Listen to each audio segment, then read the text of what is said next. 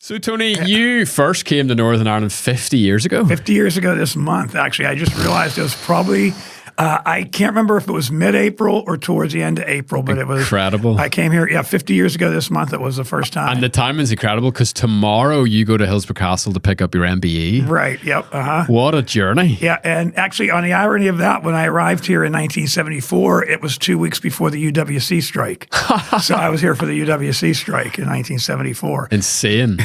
What first brought you over? Basically, I'll do this short as I can. It's okay. It's long form. You can take your time. Yeah, you can edit. But I was 20 years old, and I was working in a factory because I went to trade school to be a motor mechanic, and I was working in a factory. And me and another guy were 20 years of age, and we've been talking about it for a while. And we just like, why are we here? Why are we doing this? We're only going to it's going to take us 7 years to get 2 weeks holiday. So we just decided in end of May to quit, and we started hitchhiking, and you could do that in those days. And then we spent 3 days together. He says, I want to go to Canada. I said, I'm going to go down to Wildwood, New Jersey. So I went to Wildwood, New Jersey, and in those days, I don't think it's as popular now, there were hundreds of students from Queens University going to work at the Jersey Shore in those days. And through an odd, one day I was just walking on a beach. I didn't know anybody there, and I heard somebody called my name. It was a woman I knew from when I went to high school 3 years earlier. And she said, I said, what's going on? She said, well, I'm living in his house. You should come over for dinner.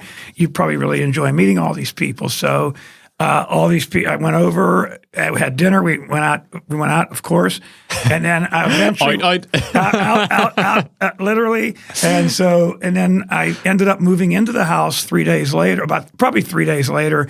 And then I ended up getting a job, working there this summer, and got to meet probably over 100 people who were from Belfast. Crazy. So I, at the end of the summer, said, well, what are you going to, they saying goodbye. They said, well, I'll see you guys next April.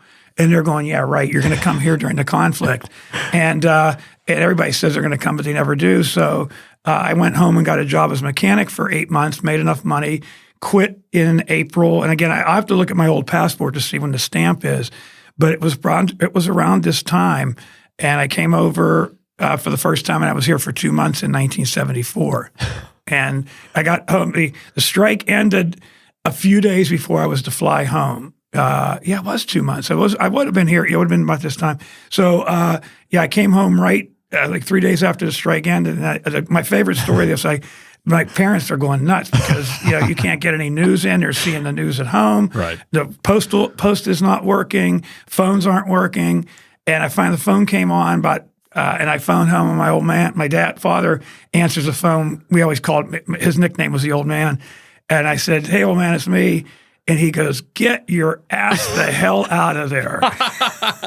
And so and I said, well, I'm leaving. I said, my flight's in 2 or 3 days. I'll be home soon. Okay. Crazy. So what was it about those people that you met that made you be like, yeah, I'm definitely going to come next year? And then you actually follow through. Like you literally work for 8 months. You save up to come to this place in a time of conflict, et cetera, et cetera. I met so many the people were just wonderful. And what I ended up doing that summer was I ended up whenever I went out with anybody, I was out with them, and it was never with another group of Americans.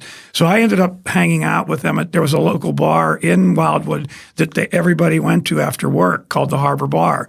And so I just would go, we'd work till oftentimes till 11 or 12 at night, and then just go off to the bar until they closed. In those days, it closed at 3 a.m. And then we'd go to parties or something afterwards. And so I just had a great time. I got to know people really well as part of that, including actually one of the interesting, apart from everybody else, Monica McWilliams. I met Monica in 1973. We've stayed friends for life. Since then, I actually, when I was home back here in April last year, or May last year, we had sort of a reunion of about 15 of us who were all together there, and she was part of that. So wow. We did it. So I had such a great time. I got to know the people. I was 20 years of age. I didn't go to university. I didn't really care about careers. I wasn't really fussed about doing anything, going down a path. And so I just thought, well, why not go? And Amazing. so I made the decision, and I just saved up my money and booked a ticket and decided to come over. Crazy. There's a few things there that I love. I love the Freudian slip where you refer to this place as home.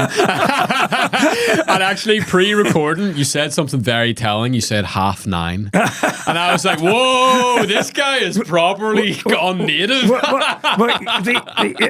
the interesting thing is, I never, as soon as I go home, it's back to 9:30. Oh, and wow. as soon as I hit, for whatever reason, as soon as I hit the ground here, I automatically slip back to 9:30. But as soon as I get off the plane in Pittsburgh, it's 9:30 again. That's incredible. Without even thinking, it's just shifts. And then the other thing that I thought was really interesting is you didn't care about university. Yeah. You didn't care about the career path. No. And here you are, have had a long academic career all around Northern Ireland, which I'm sure we'll get into, and really, really exciting. So, Tony, you are, as I was saying before recording, you're what we would refer to as affinity diaspora. Okay. So you're people who are connected to Northern Ireland. You didn't grow up here, but I Right. mean, already in the 5 minutes that we've been rolling, like your love for this place is... It would match people who are, if we pulled your blogs off the street, you would far surpass them. And we love doing this series. So this series is part of our ongoing series with NI Connections. Yeah. It's the diaspora department of Invest NI. And we're basically on a mission to find people like you who love Northern Ireland. Right. And so I really, really appreciate you making the time for today. Oh, no problem. A bit about NI Connections. You can head to their website, which is where you can sign up for their free newsletter. And that's where you can find all sorts of information about how to move to Northern Ireland for the first time, how to set up a business in Northern Ireland. If you have been listening to the show for a while and you're from Northern Ireland, you're like, you know what? The green grass of home is starting to look quite shiny and you're interested in moving back home. They have all the information that you could possibly need. NIConnections.com is also where you can find out the 30 plus conversations we have done in this series. Yeah. So, Tony, you come over for 2 months. Then what happens? I went back to the States and worked in Wildwood the other summer with a bunch of people from here. So you just stayed on the Northern Irish train exactly. the whole time? Yeah, and then I went, after the summer was over in 74, I came back to Pittsburgh and got a job as a mechanic again and made enough money. And I came over here again in 75, and I was here for about 3 months. And then I went over to Scotland, and I hitchhiked around Scotland and England, and then took a ferry to Ostend in Belgium. I hitchhiked from Ostend to Istanbul and back, and then up through England and West Scotland, and came back here for about a month in November, and then went home. So I was over here about 7 months. I came back again in 77 for about 5 months. Oh my God, it keeps getting bigger and bigger. But then I was hitting the point, at that point I was hitting around 24, 25, and I was actually getting involved in things back home. So I was here, actually, when I came here in 75, I came here on a one-way ticket because my plan was I was going to stay. But what I realized was I was redoing things just to redo things. Right. And I remember going through Europe at that point. I couldn't see another cathedral. I couldn't go to another museum. And I loved everybody here, but it really became time in 1977. It was time to go home. Sure. But I kept the connection here. I'm guessing, I actually don't know. I have to look at all my passports. I'm really thinking this is probably my 85th time here since 1974. 85th? But at least 85 times. Oh my goodness. Yeah, since 1974. Yeah, and on that, it's just, what really dragged you into, like, what really made you want to always come back to Northern Ireland? I had so many great friends here, and it was just, I ended up playing with a football team here in 1977. Cody, you're unreal. I trained with Cromic Albion, which was a team from the markets. And I actually played in one match with them. It was a friendly. We played the Welders from East Belfast. Oh, my word. Big rivalry. We played them on St. Patrick's Day. It was one of the best days ever. We had a great time. And both teams went to the Aragle Inn afterwards. And, wow. And the good part was we had two guys, one on our club and one on their club, who knew the horses. And there was a bookies across the street. And we didn't pay for a pint the rest of the day. Both teams are in the bar just living off these two guys who were hitting the horses. Class. Unbelievable. So, no, but it was just, I just loved here. It was a great, for me, it was just a great experience. I fit in. I felt like I fit in. I wasn't sure how other people thought about me. And I made so many connections over the years. It were deep connections. It wasn't like superficial. Yeah. And so even when I wasn't able to come back on a regular basis, like, because for me, the 80s were extremely lean money-wise, and that's when the steel industry in America collapsed. And so it was like a 6-year period I couldn't get back. And then I got over, I think, like it was a couple, like 4 years, it was like in 87 and 91 and 95. And then when I started working with, at the time it was known as the Business Education Initiative, and then it became Study USA. And that was operated through, at the time, it was called the Department for Employment and Learning. And that's transitioned to like 4 different names since then. I think it's just Department for Education now. DF. I think it's your guess is as good as mine. Yeah, I think it's the DFE now, but it's gone through other ones. So yeah, it was a training and employment agency. But anyway, you got JobBox. I just noticed that. Yeah, actually, a friend of mine who used to be the manager at Hewitt. Jerry? Yeah. So Jerry's been on the show like 10 times. I've known Jerry. We actually did a hospitality series together. I'll link it to you afterwards. Sorry, that was a tangent. No, we love Jerry. Jerry's an awesome guy. I've known One of him our best. Hewitt, from hanging out to Hewitt. But where was I? What was he talking about? Study USA. How you started getting involved in that. I had these gaps of like 4 or 5 years where I couldn't get a whole lot of money together. And the good part in all those years, friends would always, when are you coming over? And they would put me up for the 2 weeks. Oh, man. Because I was coming over maybe 1 to 2 weeks at a time. And then in 1996, a friend of mine who actually, I met him in the 70s because he was the boyfriend of a friend of mine. And then he got put in charge of this program in 1994 when it first started. And they were having troubles with students going over being totally unprepared for the culture shock and not being able to have a support network. So he rang me one day. He said, do you think you can help us out? We got a couple students who are having really trouble. So I started ringing them, and because that was before the email was big time. And so I was doing that, and he says, all right, do you think you could organize an induction, and we'll bring you over here to do the inductions, and then you would be on a trial basis, and then you would be the contact in America for homesickness, illnesses, problems like that. I said, I can give it a shot. So they brought me over for the first time in June of 97 for that. And then it worked out, and then they brought me back again in 98, and then they put me on full-time with that. So it was volunteer basis, and I was able to get expenses, but everything else was on a volunteer basis, particularly when I was doing it from in home. In those days, I was doing with a lot of phone calls because there wasn't email and there wasn't Facebook or anything like that, and there was MySpace at the time. And then I was pretty good with computers. I actually set up a bulletin board for them to keep in touch with each other. So that's how it all happened. And what that allowed me to do was start coming over about twice a year. And then finally, I was actually 53 when I finished my PhD. So I then got hired at the university as a full-time lecturer.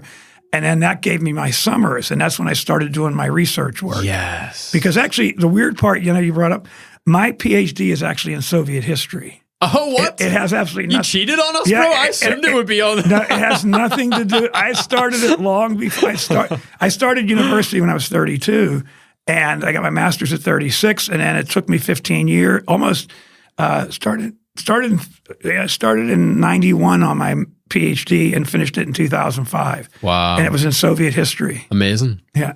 But in the meantime, I started doing all this other research that I really wanted to do once my PhD was finished. Yeah. Did the love of history, was that always a part of your life? Yeah, it was actually a lot. I read a lot when I was young, in my 20s. I didn't read a lot when I was a terrible student in high school. That's why I had no interest in academics. I mean, I literally, my grades wouldn't have gotten me into any kind of, like the university I ended up going to. And so, like, once I got on the road, and I think a couple friends kind of made the point from here, probably my interaction with people from here all those years is what kind of also gave me maybe a little push that maybe one day you might want to go to university. But I read constantly. I was a labor activist back home in the Steelworkers Union. I was reading, classic literature. I mean, when I was hitchhiking, I was reading Dostoevsky while I was hitchhiking, on the road. And I was reading all those classics I could. I was reading political theory. I was reading a ton of history because I was being a labor activist. I wanted to know my labor history. So I was reading a lot. So when I went into university, started when I was 32, I took an exam that you could take in the States it's called a CLEP exam, College Level Entrance Program. And you could take tests in like fields like writing or history. And earn credit towards graduation. And so I actually earned a full semester's worth of credit Nice. based on that. But that was based on all the reading and interactions I had with people I got to know over the years who had university educations or who were, self-taught as well as I was at that point. Amazing. So you're doing all this research, managing all these students. Your home telephone line is just ringing off the hook. You're essentially like a big brother, uncle, dad sort of role. They always joke that as the American uncle. The American uncle. Yeah, What a nickname. And so, was there anything that the young men and women from Northern Ireland in particular were struggling with that was like Northern Irish, or was it just a lot of the common problems that like any young person would face? It's like common problems moving, and basically because the program would just situate them, and sometimes in remote areas by themselves, and it's like this is all over America. Yeah, all over America. Oh, wow, it's not just like where you were. No, it was like you had people in crazy. Montana. So you got time zones you're dealing with and everything. Yeah, you had people. One year we had somebody up in Alaska. We had people in Portland, Oregon, and Texas, Alabama, Florida, up in New England, in the Montana, Iowa, Idaho, South Dakota, and North Dakota. So we had them everywhere. So, but it was adapting. I mean, the one thing I always used to do the inductions, I warned them about the humor. The humor here can just tear your heart out. I said, because I used to joke in the inductions, I go, you folks could actually, reach into somebody's chest, pull their heart out, and then just stand there laughing with the humor, and everybody gets it. Yeah. But at the States, sometimes when that satirical humor was, people got offended. Oh, yeah. Got offended. And the other thing I had to warn them, because the cursing here is very different in America, and I had to warn them about that going over. But a lot of it was adapting to going into rural areas, sometimes going into fundamentalist schools and they weren't religious, or somebody being one religion being put in a small religious school and another school that was religiously affiliated with a different religion, because the program was Methodist, Presbyterian, and Catholic colleges. And so it didn't matter. You could end up being from a Catholic background at a Presbyterian school. Right. And then there was other things back in those days where just the openness of on campuses of the gay culture in America compared to in the 90s and 2000s, the way it was here. Some people were actually genuinely shocked by that. Absolutely, yeah. And now it's much more open. It's here than I would say in America, or more accepted here now than we're seeing in America. But even like on racial lines, like I remember the first time I saw a black man, I was like maybe 9 years old. Yeah. You know what I mean? Because it was just so like my little tiny rural Northern Irish existence. Right. And we were actually down visiting family in Cork. And I remember just being shocked. Whereas you go to the States and at that time, now Northern Ireland has changed dramatically, even in the last 10 years. But you're going to have just massive diversity across the board. Yeah. And that wasn't the case in those days. So it was adapting that and also warning them about, they were going to run into Americans who were openly racist in because of some of the areas they were going in. It might not be the students on campus, but it would be people they meet in the public.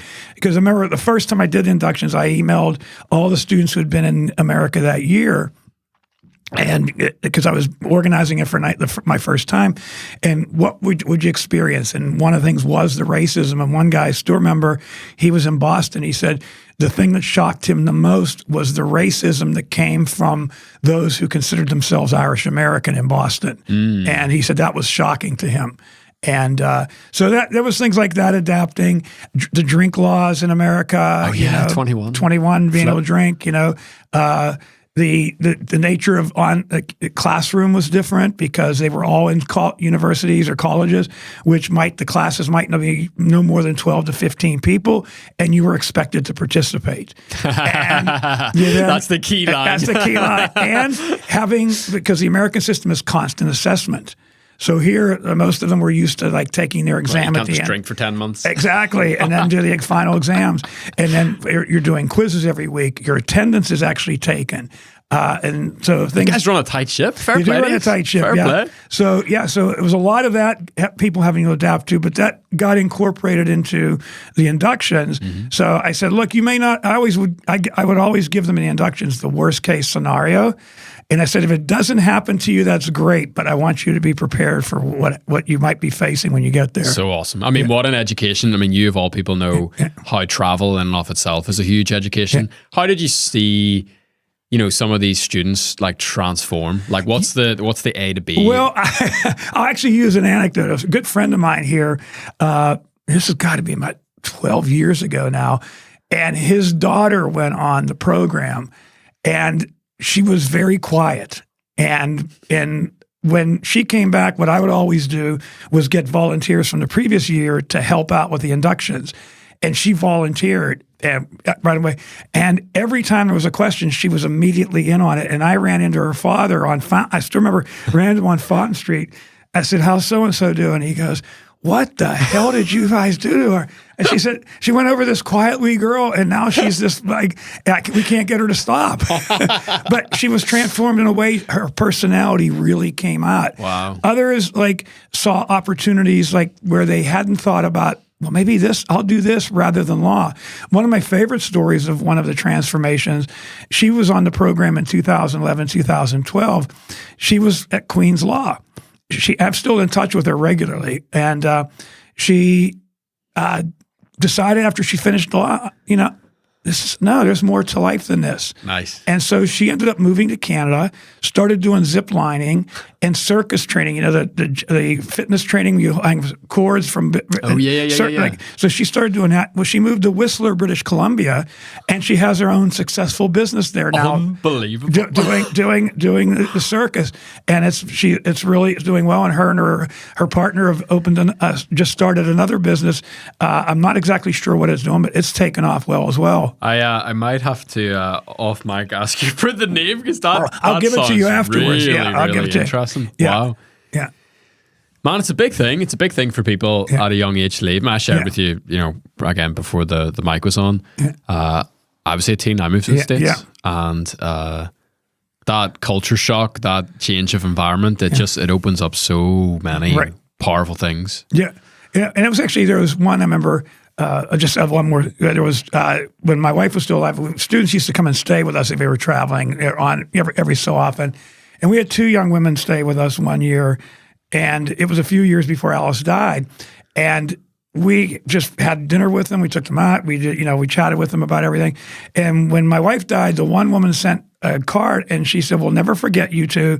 You were the first adults who ever treated us like adults." Wow. And she said, because you sat and she actually wrote it in a letter. She said, the two of you sat and talked to us and listened to us. And that was something they hadn't experienced and like here. Mm-hmm. And so that was actually eye-opening for them as well. So there was little things, there was tons of little things, but no, the transformation was huge in terms of almost everybody that came back after their year in America. Some went on to do back, especially down their fields. Others just changed their minds. Others took off and moved other places.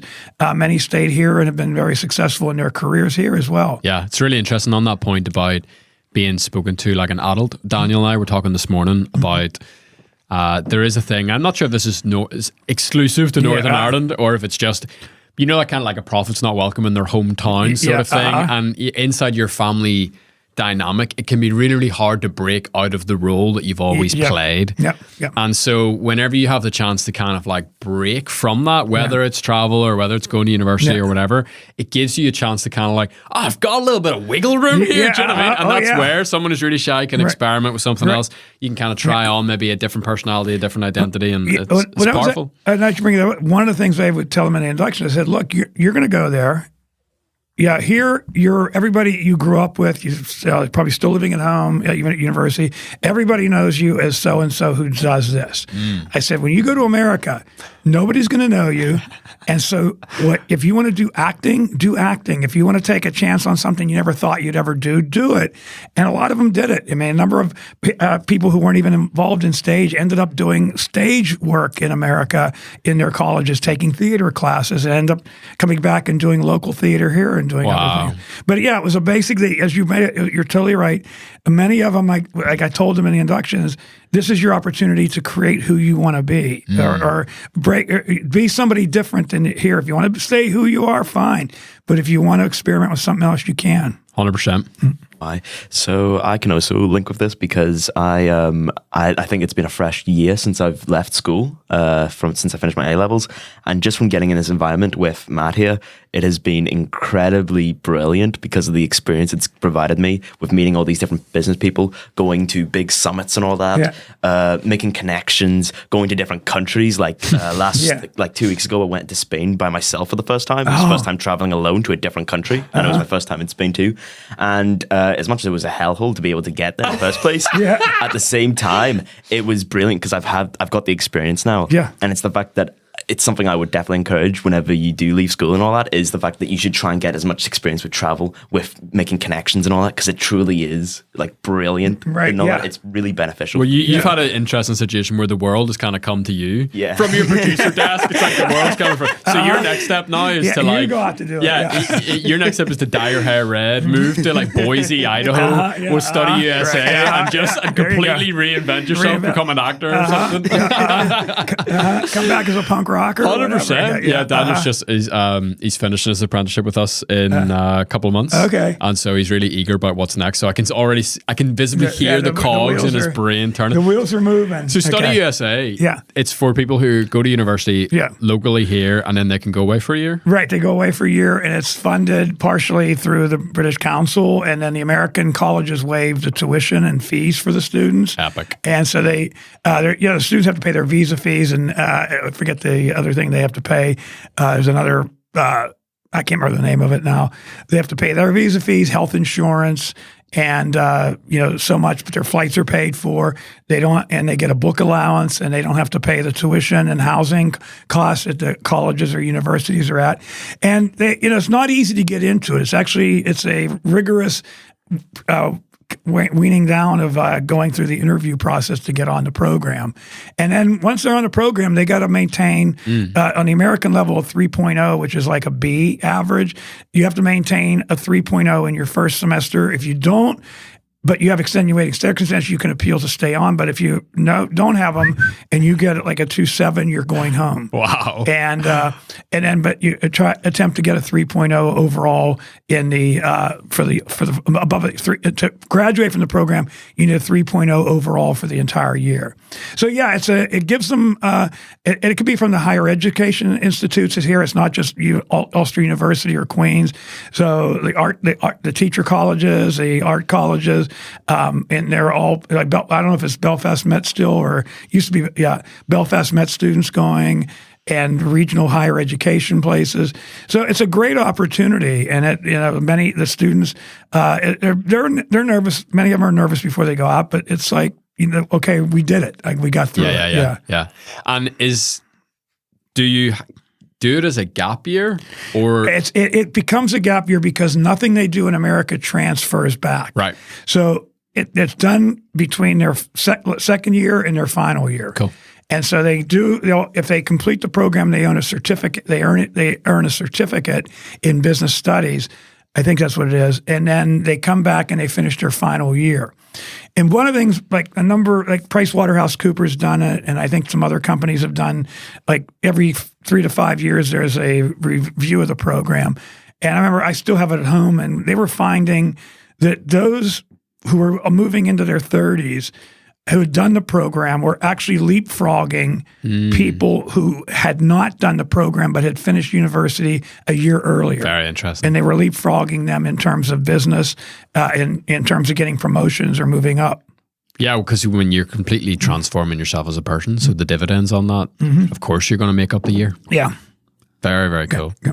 So the MBE. Yes. Wow. Yeah, that's what I said.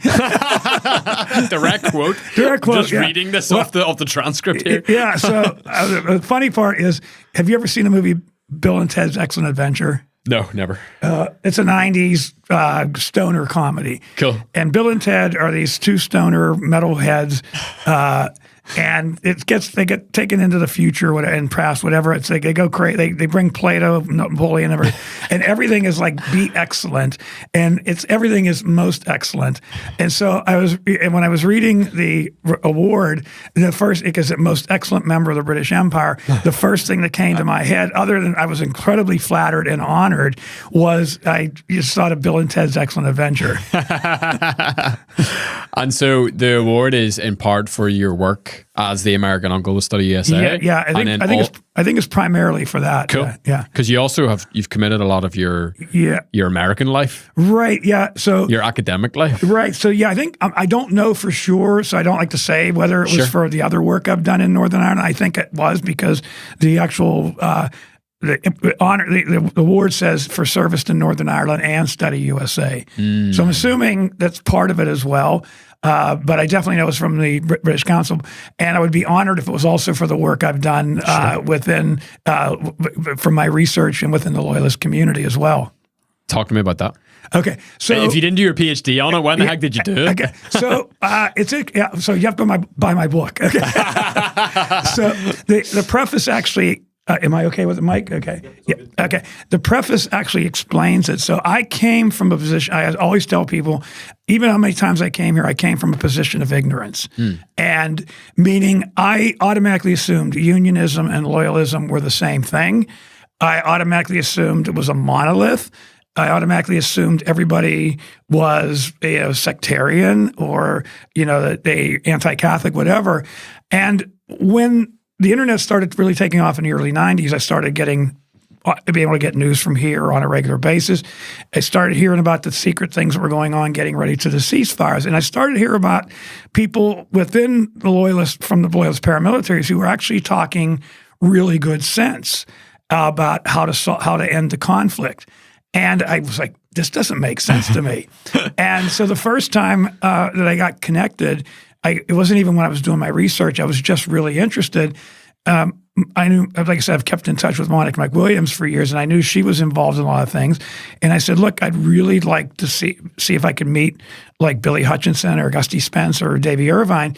And she gave me Billy's number, and I rang him up when I came. I was over for a wedding in 1995, and then I met with him, ironically, on Good Friday in 1995 at the PUP headquarters on the Shankill. So that began, it was fits and starts because I was doing a PhD. I was working. There were family issues at home, illnesses in the family, and different other things. So it was fits and starts. And then I met Davey in 1997. And then in 2006, once I finally got the PhD done, I was like, now I'm going to start this research. I came over during my spring break and started making connections again with David Irvine and with Billy. And then I was like, they were going to be my gatekeepers into like the discussions with people. And they were both extremely helpful. Unfortunately, Davey died in January of 2007. And so Billy then became my gatekeeper, and being able, once I said, who did you talk to? So-and-so, Billy, okay, come see me, this, that, and the other thing. So it gave me an opportunity to start having these chats. And then I started talking to other people, other academics who studied, and said, they said, what are you looking at? I said, well, I'm looking at, what they were trying to do politically in the 1970s and some of these documents I've heard about. And I was told on a regular basis that you'll never find them. They never had any political thoughts. They never wrote anything down. And then, so I started going through the microfiche at the Linden Hall Library, and fortunately, they had already had the database was like you could do the keyword search, and I started finding all this material that was there that nobody believed was there. Wow. So nobody looked for it because they didn't believe it was there. And I mean, like somebody like Roy Garland had done that kind of work. I don't know if you know, he was a journalist for the Irish News, and he had done that and did a biography of Gusty Spence. And so I started getting all this, and I started talking. And then, so in 2008, 7, 8, and 9 is when I was doing all the heavy research. And so I did all this research, and I came over in 2009 and did a lot of interviews. And then that fleshed out a lot of what I was doing. And then over the next 3 years, I spent the summers writing the book. Okay, and it took 7 years from the beginning till the time I got published. Wow. Because I wasn't a tenured faculty, so I didn't get sabbaticals to write or do research. So it was all on my own time and my own money. So, what is it about that topic that gave you enough fuel in the engine to, on your own time, on your own dime, work on this for 7 years? Because I was absolutely fascinated by it. Why? Because it flew in the face of everything I knew. There it is. Okay, I mean everything I'd been taught, people had told me, and even today I've run into people who just look at me like I got two heads when I talk about it, and. But it was just fascinating because it was, wait a minute, something's here that we don't know about. And there was something going on below the surface that we don't know about. And and when I actually was writing it, and I have to be honest with you, when I was writing it for myself. Mm-hmm. And I had absolutely no idea it would become popular.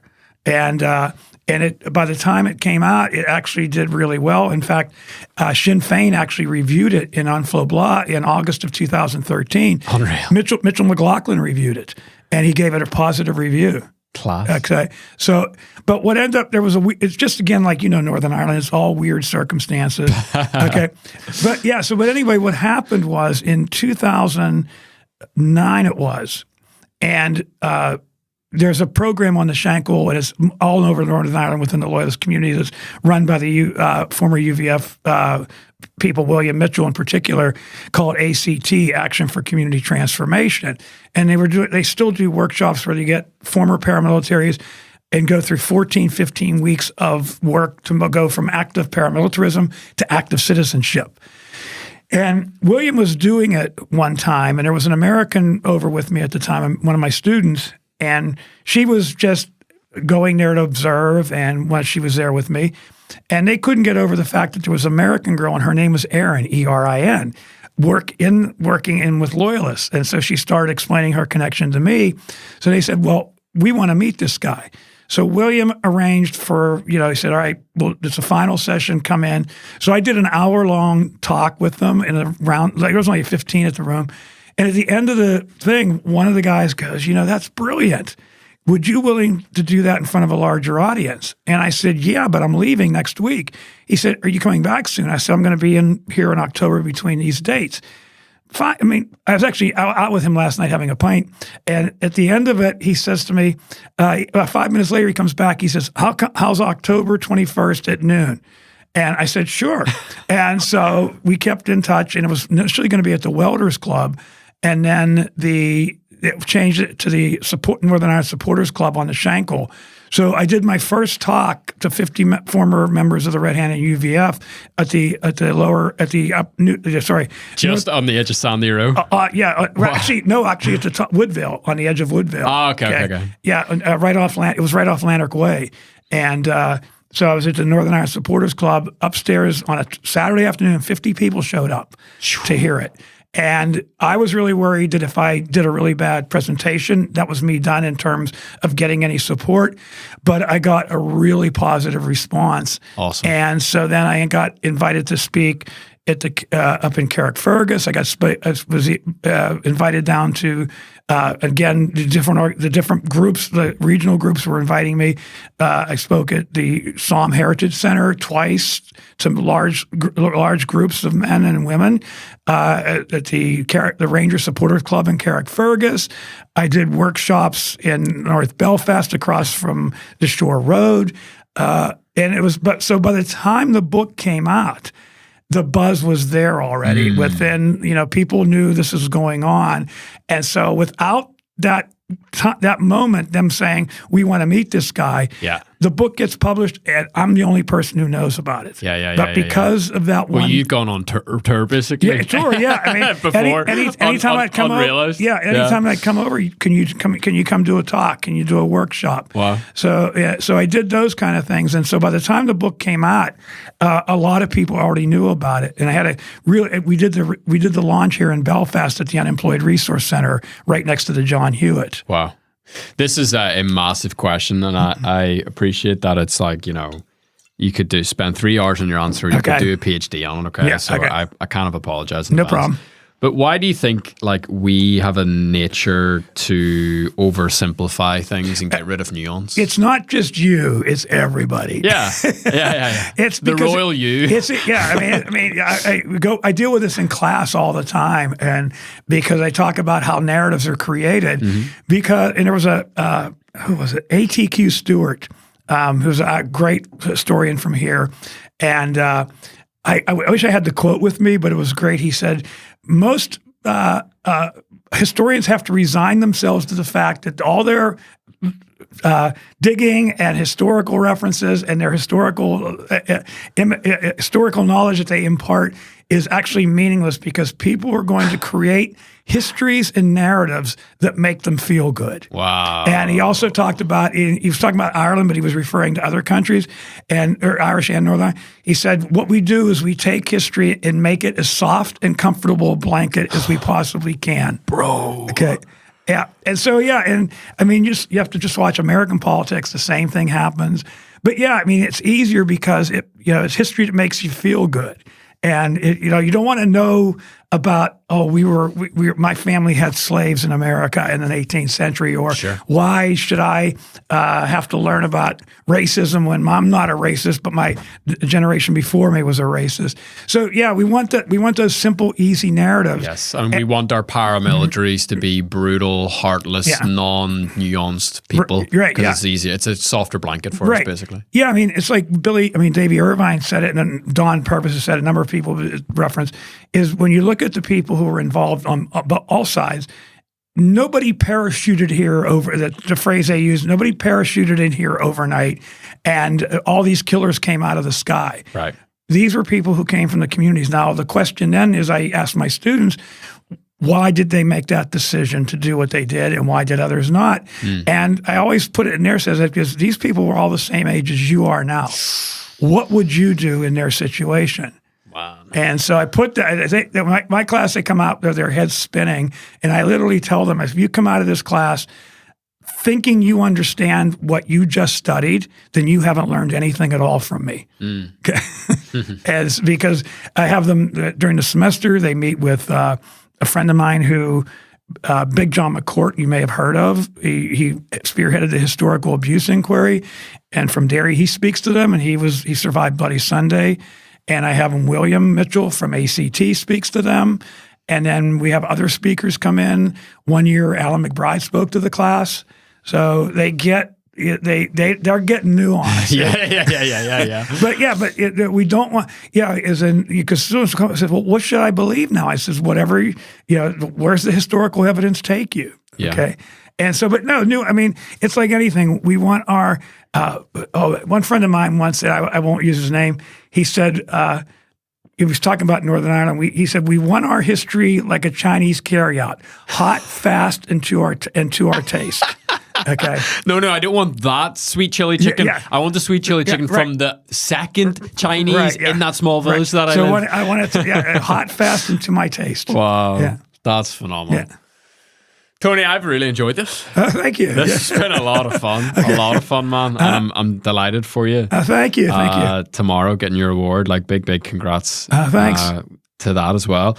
And I mean, Alice, did she travel over with you a lot all these years? Yeah, we got together when actually late in life. We actually went on one date in 1983, and that was when I was really poor, so I didn't ask her out again because I didn't have any money in those days. And then we actually reconnected in 2007 one time. I just ran into her. Unreal. And then I was over here, the year I was over here doing research, she added me on Facebook. I hadn't talked to her in 2 years. So when we started chatting, and when I went home, we started going out. And then I brought her over here in October 2010 for the first time. And I think she came here with me at least 13 times. Wow. And before she died in 2017. And so she actually fell in love with everybody here. And in fact, the three people who my guests going with me to Hillsborough tomorrow are actually the three women that Alice became the best friends with here from Belfast. Class. So it's going, and she was all, and I was joking, we've turned it down. I go, she would have haunted me till the day I died. She was a complete royalist even before she came here. She got up for Charles and Diane's wedding before I knew her, and then was a Jubilee in 2012. She's up watching it.